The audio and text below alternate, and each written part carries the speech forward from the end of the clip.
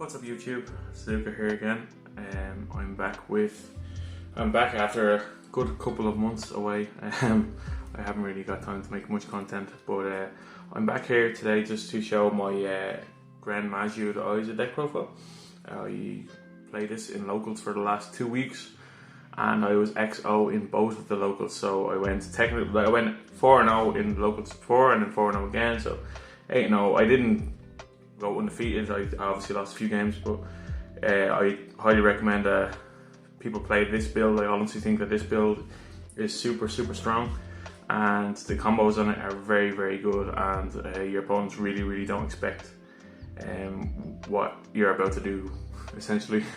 This is a blind second deck, so you would make your opponent go first, because the cards that you play, there's so much removal, and it's very simple to clear board majority of the time with the cards that are in this deck. So yeah, I'll just go ahead and get into the profile now.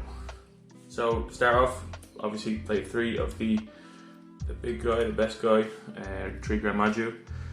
And this is obviously the reason this deck is built, is because to play around this guy. I actually don't make this all the time. I actually don't ever see Maju where I banish it and I can still win games because of the rest of the cards that help me with the deck. Yeah, so 3 Maju, 3 Eater Minions. Of course, you have to play this because it banishes your extra deck and it gives you more attack points for Gren Maju. Also, a good thing about this that people actually don't realise is that this can't be super polyed by your opponent, because it's in the card text of this, and also can be tributed. So if you summon this and you're comboing off and your opponent attempts to Nibiru you, this actually can't be tributed. So this stays on the field. So you can actually still get over your opponent's Nibiru, which is kind of cool. So you're not losing everything essentially.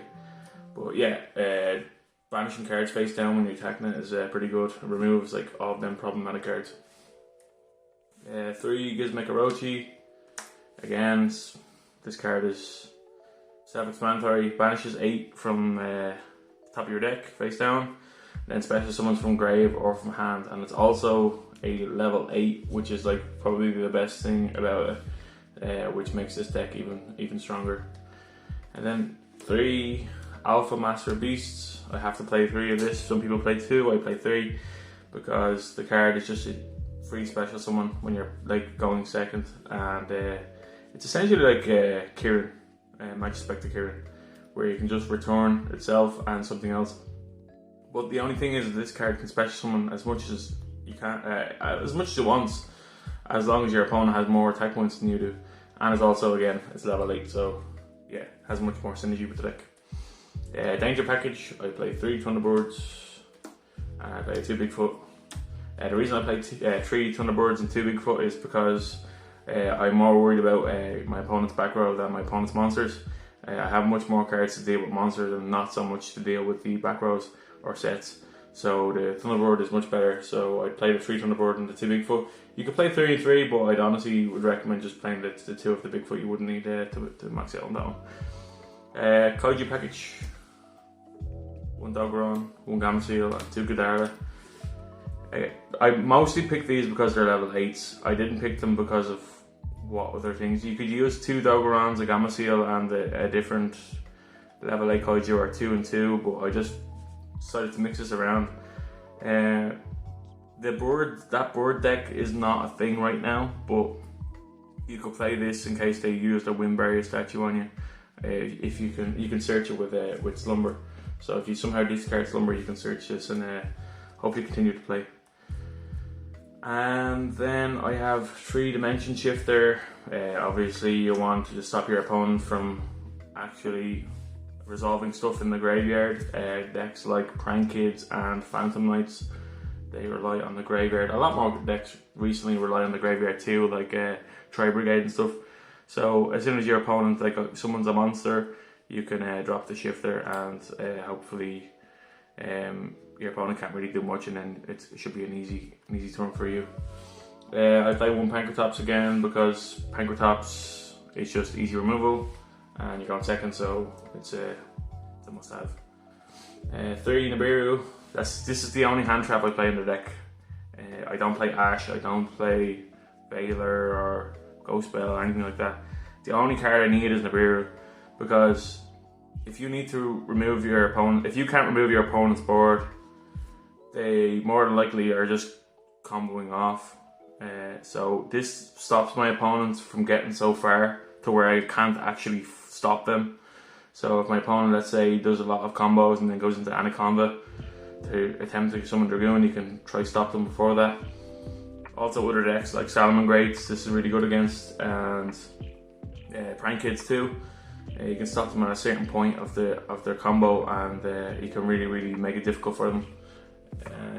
Yeah, it just happened to me a few times where I have to Nibiru at the right time, and then your opponent really don't have much resources left, and they have to pass, and then you can hopefully OTK from there. 3 Pot of Desires. This is the card that makes the deck what it is. Banishing 10 cards face down is no problem for this deck. This is the only deck where I think 3 Desires is actually the best, and you don't actually mind drawing Desires off Desires. It's not the best, but it's still, you can still do something with it. And the draw package again, 3 trade-ins. I play so many level 8s, so you could discard like the likes of Gizmek or Dead Kaiju and draw 2 cards. It's not so bad.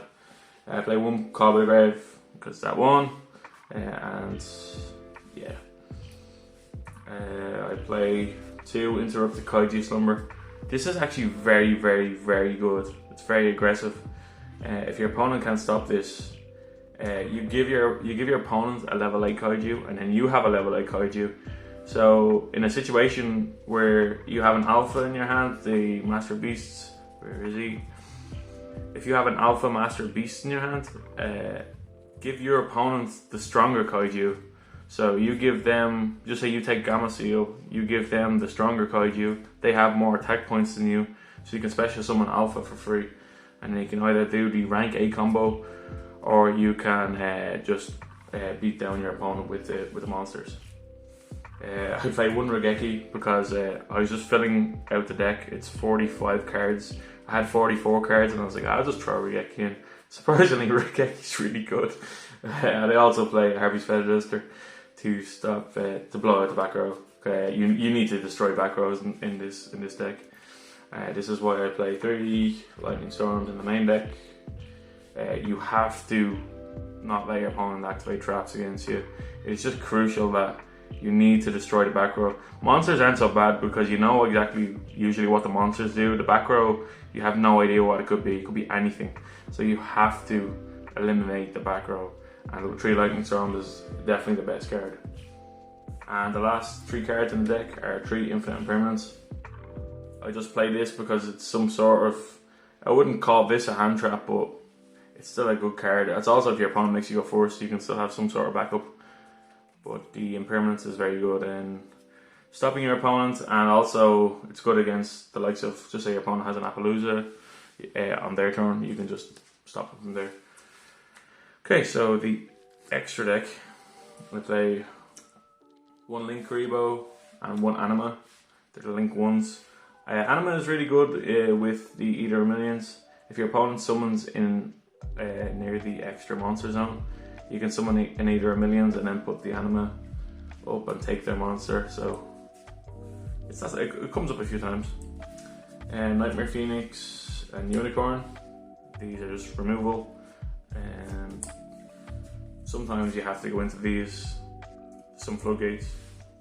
1 Topologic Zero Boros. I never actually go into this, so you could definitely change this for something else. But I just use it because it's such a powerful effect of banishing everything, and it would have great synergy if I somehow summon it. I also play an IP Masquerena. This comes up also sometimes with, if you have a Gizmek and something else, you can summon this and then use the Gizmek again, and then use the Masquerena and the Gizmek in your opponent's turn to make the likes of like a Unicorn and stuff, and clear away some problematic cards. Okay, so that's all for the links. The XYZs, I played 1 Xenophobe the Sky Prison. This is just to stop my opponent from specialing from the graveyard. Well, it stops both of us, but I don't think it hasn't come up that much, but it's still a good option in case you need it. And now for the big package, it's the Dingirsu, the number 84 Pain Gainer, number 77, 7 Sins, and then on top of that then you will play a Zeus. So the Zeus comes out in the tins, so hopefully it's more accessible for people. But essentially what the combo is you get 2 level 8 monsters. I'll just take 2 for example. The main ones I usually do. I don't know if people know what this combo is, so I'm just going to show anyways. So just say the likes of Alpha and a Gizmek. Just say you have 2 of these on the board. You will overlay both of them for a Dingirsu. You can have the option to send. Usually sometimes your opponent has a Kaiju, so you can send that if you want, or you can send a back row. I usually send back row if there's any back row. It also doesn't target as well. So then you overlay this for Pain Gainer. Pain Gainer honestly does nothing in this deck. It's just an extra material to overlay on top for the 7 Sins. 7 Sins has 4,000 attack. You can't use the banish effect from this to turn it summon, so it's not so good. But it does have 4,000 attack, and it is a big beater. So all you have to do is beat over something, and then on your main phase 2, you can make a Zeus with all of this. And if you do have a Gizmek underneath it, the great synergy is that on the end phase, if your opponent sets cards, you can detach the Gizmek and something else. And then still on end phase, you can use your Gizmek and bring it back. So you actually have the 3,000 and 2,450 on board, so it's pretty good, pretty powerful. But yeah, that's the XYZ package. And then the last 4 cards, these are usually the cards I banish off Eater Millions, but it's Cyber Dragon Nova, Mechaba, and Intis. These are for Dogmaticus. If they use Maximus, you can send the Intis and the Nova to grave. Intis can get a free destroy on your opponent, and then the Nova can special summon the Mechaba from your deck. And then the last card is a Chimera Tech Fortress Dragon. This is just in there for if somehow, some way there is a Cyber Dragon matchup. This card is basically will just contact fuse all the way my opponent's board. So it's again, you can use the extra deck is very free. You can use a lot of different cards in it, but that's just the cards I use that I recommend. Then the side deck is all different again. I don't honestly. You can pick whatever you want, but these are the side decks that has come up for me and has worked for me. So yeah, I play 3 Artifact Sanctum and a Scythe. This is honestly because my opponent's more than likely going to make me go first, game 2 or game 3, depending. They really just think, oh, I can OTK you, so I'm gonna have to. I'll let you go first. And you have the draw power in the deck, so you can hopefully reach these. Hopefully the site doesn't get banished off desires, but yeah, it's definitely the option. 3 different dimension grounds. Again, I side most of my cards for going first because your opponent will more than likely let you go first. Yeah, 3 different dimension grounds and 1 macrocosmos. This is just to, again, it's if you don't have a shifter in hand, it's just a better option to stop your opponent from playing. So next you have actually a turn to survive. 3 Twin Twisters. This usually comes in case my opponent is playing Prank Kids, because standby phase Twin Twisters is much better than a Lightning Storm on their main phase because they can't resolve the Pandemonium Diffusion. And also stops Imperial Order. Well, it stops Imperial Order because it's quick play. So if you activate any cards and then chain Twin Twisters. Then I play the last 4 cards is 2 Summon Limits. This is just again to stop my opponent from comboing and killing me when I go first. And then the last 2 is 2 Inspect the Border. Again, I just put these in to try slow down my opponent so I can have another turn to hopefully play and OTK.